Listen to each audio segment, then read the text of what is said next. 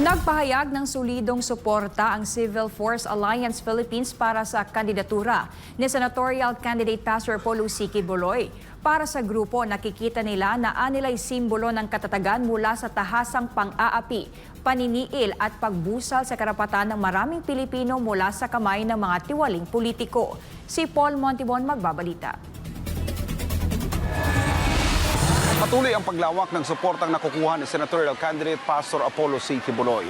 At dito sa lalawigan ng Isabela, solido ang mga nakuha niyang pahayag mula sa mga residente, lalong-lalo na ang pagsuporta nila sa kampanya ni Pastor Apollo C. Quiboloy laban sa korupsyon.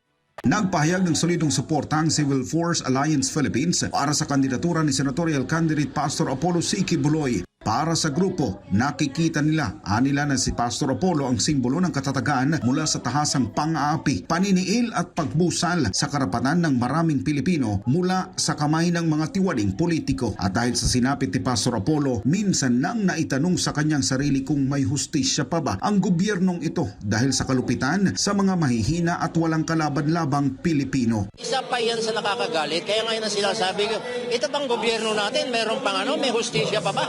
Nakakagalit kasi dismiss na lahat doon. Ano ba ang gusto niyo kay Pastor Quiboloy? Yung kayamanan niya?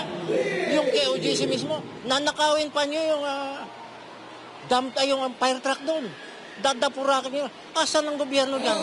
Tama ba yung mga mga sistema? Kami galit na galit sa totoo lang. SMNI, tapos yung KOGC SIDS. Tatlong nakakagalit na mga sistema na kung may isip ka, makikita mo na yung mga nangyayari kung tama pa ba eh. Tama pa ba yung nangyayari sa akin? Sinabi ko nga kay Captain Dado, Sir, tama pa ba yan? Supremo, tama pa ba yan? Hindi, sa akin, hindi na. Pero sa kabila naman nito, hindi ito naging hadlang para ibigay ang kanilang buong respeto at suporta kay Pastor Apollo hanggang sa mailuklok ito sa Senado. Manalo si Pastor, isinama natin yan.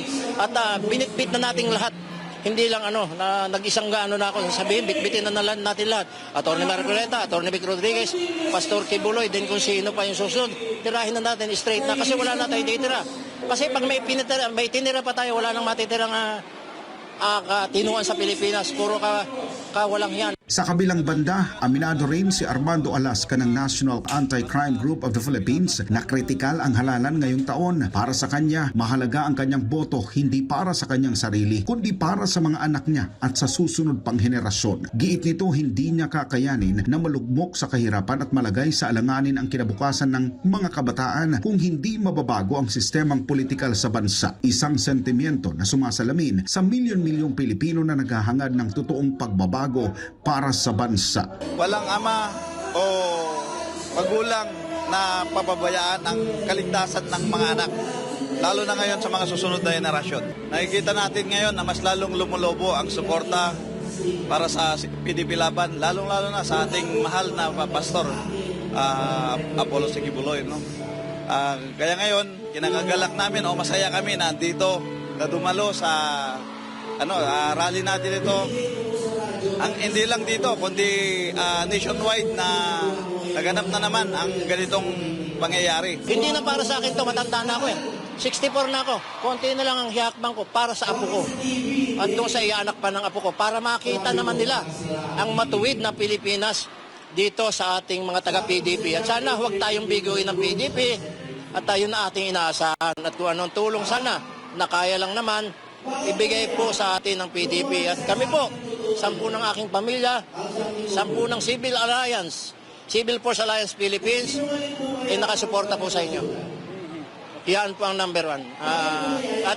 Sana makalaya na si Pastor dahil wala namang kaso yan. Sa huli, muling pinatunayan ng Ayusin Natin ang Pilipinas campaign rally ni Pastor Apollo C. Quiboloy na sabik rin ang maraming Pilipino sa tunay na pagbabago. Makikita sa mata ng maraming dumalo ang kanilang pananabik na mayroon palang isang Pastor Apollo C. Quiboloy na kayang pagsabayin ang mga programang pulisiya at mga batas na para sa mamamayang Pilipino. Habang ang maraming politiko ay nangangako pa lang, si Pastor Apollo mayroon nang nagawa at may magagawa pa kung mailuluklok ito sa Senado.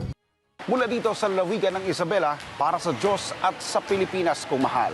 Ako si Paul Montibon, SMNI News.